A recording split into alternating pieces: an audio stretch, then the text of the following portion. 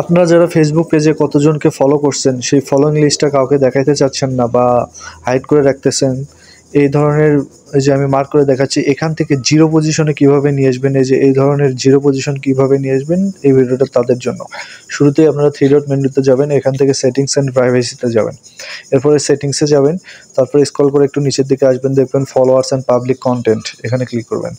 এখানে ক্লিক করার পরে একটু স্ক্রল করে নিচের দিকে আসবেন, তারপরে যে এই অপশনটা who can see the people pages and list of follow, এখানে ক্লিক করার পরে এটা পাবলিক করা থাকবে, এটা আপনি অনলিমিং করবেন। এটা অনলিমিং করে দেওয়ার পরে আপনার এটা হাইড হয়ে যাবে আর কেউ দেখতে পারবেন। এখানে সেভ অপশনে ক্লিক করবেন।